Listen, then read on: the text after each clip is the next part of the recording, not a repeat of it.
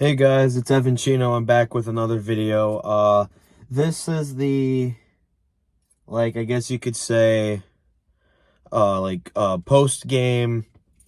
This is basically what I think about the Michigan-Ohio State game. Now, today's Thursday.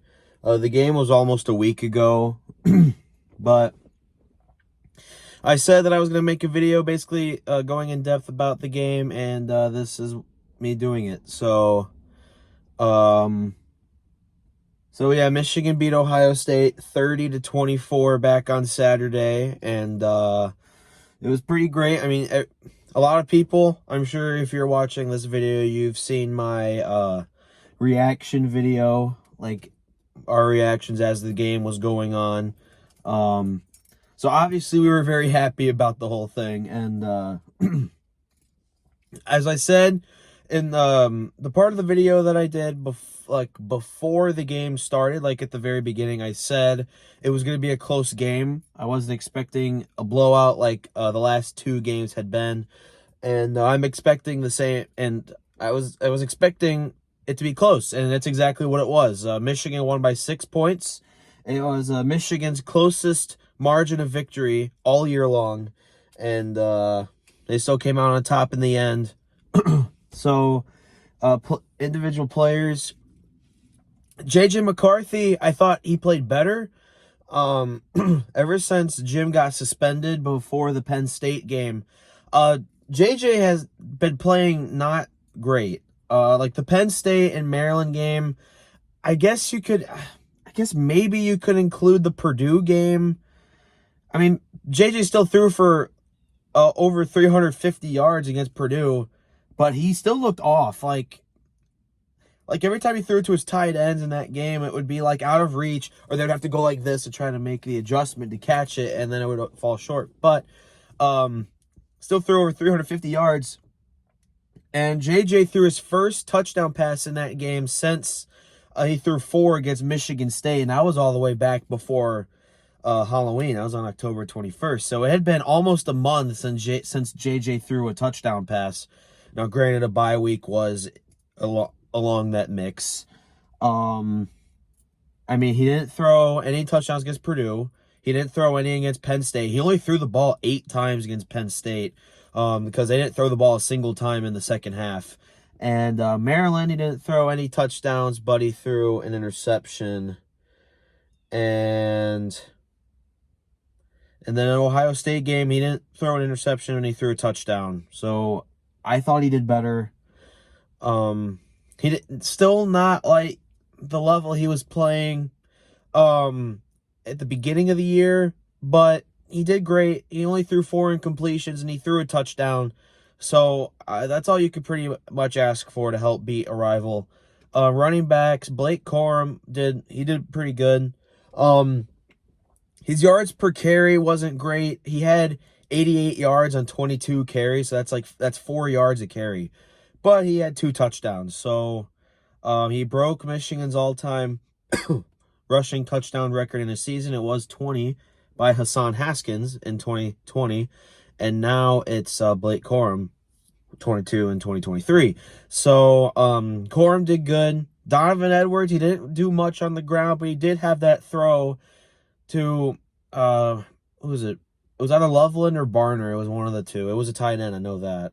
And if it wasn't any more throw to it, it could have been a touchdown, just like the Kalel Mullings throw last year. But it was great. And receivers, Roman Wilson had a touchdown. He was the only receiver to have a touchdown. Cornelius Johnson had some catches. He had a diving catch when McCarthy was running this way, and he ended up throwing it across his body, which was Michigan's last time they were on offense in the game. Samaj Morgan, he tried to do that like screen thing, but it didn't work out. Tyler Morris didn't do much. I don't think Tyler Morris had a catch. If he did, I don't remember it. But the main attraction was our tight ends, Colston Loveland and A.J. Barner. Colston Loveland was their leading receiver of the game. But he played great. And now defensively, I thought they played good. Overall, I have some problems with how they handled the run game. The run game, which something Michigan had been able to stop easily all year long. TreVeyon Henderson pretty much did what he wanted. Now, he didn't have like the game that Donovan Edwards had last year, but like TreVeyon Henderson, they would have drives where he was getting like 6, 7, 8 yards a carry, and then they would score touchdowns. Like, I was pretty disappointed with that. Kyle McCord played. Now, I've said all year long that Kyle McCord is mid. Now, I know that his stats look a lot better than mid, and I think that's just mainly because he has Marvin Harrison Jr. on his team. I think next year, McCord's stats are going to decline heavily. McCord has talent, but I don't think he's like an Ohio State level quarterback. I mean, with the quarterbacks Ohio State had in the past, like CJ Stroud, Justin Fields, and all the other ones that they've had in the past. Like, who else could you throw in there? There's Braxton Miller, Cardale Jones, JT Barrett, Dwayne Haskins. But, I mean, the fact that Kyle McCord was coming after Justin Fields and CJ Stroud, like, Kyle McCord is nowhere near the level of CJ Stroud. I mean, we see how CJ's tearing it up in the NFL right now. But Kyle McCord has played pretty good. Not like what Ohio State has been used to, but he's been playing pretty solid. He didn't play good in the game, I thought. He had his moments, but McCord threw 2 interceptions. He almost threw 3, but one of them was dropped. He threw one to Will Johnson in the first quarter, and then he threw one to Rod Moore to end the game. But defensively, they played great. Mike Sainristil still played great, had some great tackles. Defensive line was good at pressuring McCord. I thought McCord never really McCord's not a mobile quarterback like McCarthy is. I don't think McCord ever ran the ball. He didn't get sacked much because McCord's the kind of guy where he gets rid of the ball very quickly. Or McCord will run out of the pocket, but he won't like run it himself. Like, he won't take it and run it for a first down. He's the kind of guy that he'll be in the pocket, and if there's pressure, then he'll get out and start running away. And but McCord, he had his moments, but the 2 interceptions kind of ruins the day for him. He almost threw 3. One of them was dropped. And so, McCord, TreVeyon Henderson played great, I thought. Marvin Harrison Jr., now the thing with him, he still had a great day. He had over 100 yards on 5 catches, and he had a touchdown, and he had those amazing one-on-one catches that we expect to see from him. But the thing is, I'm surprised that they didn't utilize him more. Like, honestly, Ohio State, like, in hindsight, Ohio State could have won that game if they would have thrown it to Marvin Harrison more. I'm surprised that they only threw it to him 5 times. Well, they tried to throw it to him once, but Will Johnson got in front of it and intercepted it. But he only had 5 catches. Well, you'd think that they would have used him more. His production was on the low side. But he still had a touchdown. He still had great one-on-one catches. And Marvin Harrison Jr., best player on their team, honestly. And it's going to be a huge hit for them when Marvin Harrison leaves for the NFL next year, which I'm pretty sure he's going to. And but defensively for Ohio State, I thought they heavily improved on stopping the run game, because the thing with the Ohio State-Michigan game the last 2 years is that Michigan ran for a lot of yards. They had over 200 yards rushing in 2021. Hassan Haskins had 5 touchdowns. And then last year, they let Donovan Edwards, the backup running back, have over 200 rushing yards with a 75-yard touchdown, and then later on an 85-yard touchdown. But Ohio State, I thought, did a much better job at adjusting to how they handled the run game the past couple years. If you notice during the game, Ohio State would have a safety way back on a lot of the plays, because that was their method of trying to stop Michigan from running all over them like they did the past couple years. And that was a great method. Blake Corum still ran it in twice, One of them was at the goal line on 4th and goal, but the other one was like a 22 or so yard touchdown run. But running back didn't have a game like they did the past couple years. The Michigan-Ohio State game was different than it had been the past couple years because last 2 years there were blowouts. Like 2021, they beat him 42-27. Last year, they beat him 45-23. This year, they beat him 30-24. Now, I know that we as Michigan fans, we make fun of Ohio State. But I feel bad for the players because, just like the Michigan players, they work their ass off all year long to get ready for this game. But the only person I don't feel bad for Ohio State is Ryan Day. I really don't like Ryan Day. If you just see him and just see how he is, how he handles stuff. I mean, you saw how Ryan Day was after the Notre Dame game when he got pissed off that Lou Holtz said that they were a soft team. Like, it's like that's why that now the past couple years Ohio State was soft. I know I said during my video, when I showed Ryan Day, I said soft coach. I think Ryan Day, in all seriousness, has really improved his coaching decisions. He's gotten more aggressive, it seems.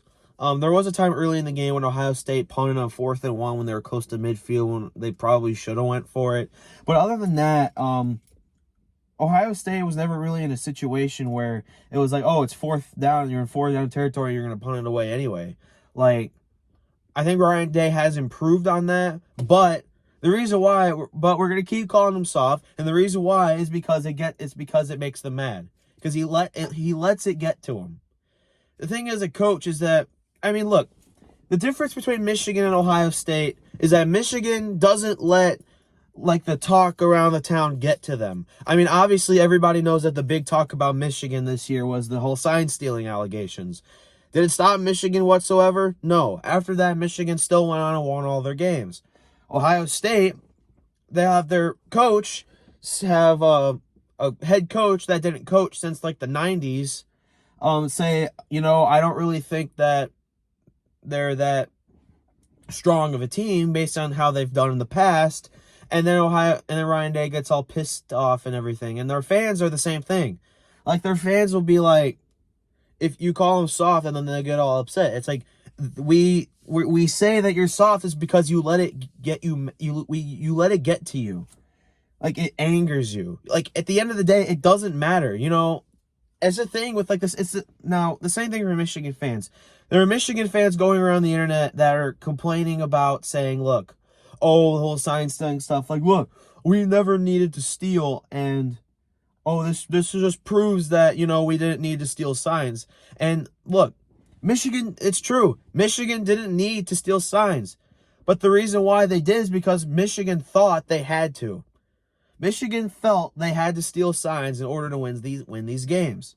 They didn't have to because they've proven after these games, hey, look, we could still win. We beat Ohio State without Jim. We beat them with an interim head coach. We beat them after we lost our best offensive lineman, Zach Zinter, which I'm sure he's out for the year. And Ohio State really didn't have any injuries going into this game. All of their important key playmakers played in that game. Michigan didn't have their head coach. Michigan lost Zach Zinter throughout the game. He was our most experienced offensive lineman on the team. And, yeah. So, the thing is, Michigan fans really need to stop saying, we didn't need to steal signs to win these games. It's true they didn't, but Michigan felt like they did because that's why they did it. At the end of the day, Michigan could go on and do whatever they want, and everybody will say, the Michigan era 2021 to 2023, it's just going to be viewed as, oh, Michigan cheated, which it doesn't matter. They can view it how they want to. At the end of the day, what they do is what they do. If Michigan goes on to win the Big Ten championship on Saturday, if they go on to win a playoff game, and if they win the national championship, Just think about it like everybody said, oh, well, they cheated during this time period. Well, during the 2023 season, they didn't cheat during that time. At the end of the day, despite the fact that Michigan cheated, they're still a very talented team. They could have won all those games without the sign stealing stuff, which is why it was completely useless. Like they didn't need to do it, but they felt like they had to. So that's why they did it. And Connor Stallions is a scumbag. So I mean, that's pretty much it. That's all I gotta say. I guess I'll end the video with thoughts for the game on Saturday. So Michigan's playing Iowa in the Big Ten Championship. I'm expecting Iowa to struggle heavily on offense because that's what they've been doing all year long. And they're going up against the number one scoring defense in college football. So, I mean, it's not going to go well for Iowa. Michigan, as of right now, are 21.5-point favorites. There's like literally over-unders going on right now saying the over-under for Iowa for each half is 0.5. Like, a lot of people don't even think Iowa's going to score like a field goal, which, now, Michigan, how will they do on offense? Will Michigan struggle on offense and not score as many points? Or will it be like, because Michigan and Iowa played in the Big Ten Championship in 2021. I think Michigan now is a much better team than they were 2 years ago. And Iowa's defense is better than it was 2 years ago. A couple years ago, Michigan beat them 42-3. Will it be the same way? I don't know. We'll just have to wait and see. But one thing is for certain, Iowa is going to struggle heavily offensively. They could only score 13 points against Nebraska when Michigan scored 52.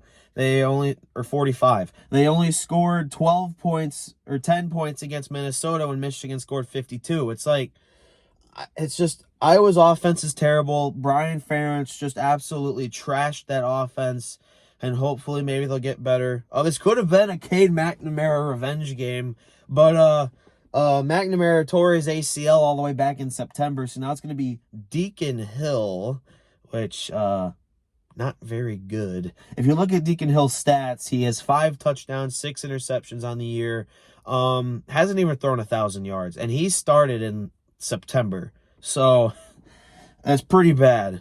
And, but if Michigan struggles on offense, I would not be surprised, because Iowa has a college football playoff caliber defense. Like, literally, if they had any sort of competent offense, I would be competing for the playoffs every year. But that's not how it is. Iowa's not a good team, not a good offense, I should say. And they're not gonna really do much. So I'm gonna be watching the game with my friend Player One. I'm gonna do the same thing that I did for the Ohio State game and record our reactions during the Big Ten Championship game, and then we'll go from there. So anyway, that's my thoughts of the Michigan Ohio State game. Michigan won, Ohio State lost. Ohio State lost to an interim head coach. That's pretty embarrassing, and I hope Ohio State has fun at whatever New Year's Six bowl they're going to go to, because Ohio State could still backdoor their way in the playoffs, but a lot harder than it was last year. And like last year, it was Ohio State, oh, we need USC to lose. This year, they need a lot to happen. They need Alabama, Texas, and Oregon to lose. They need all these one-loss teams to lose, which if one of them wins, then it's not going to look good. So we'll see what happens. Anyway, go Blue. Hopefully they win the Big Ten for the 3rd year in a row, and we'll see you on Saturday.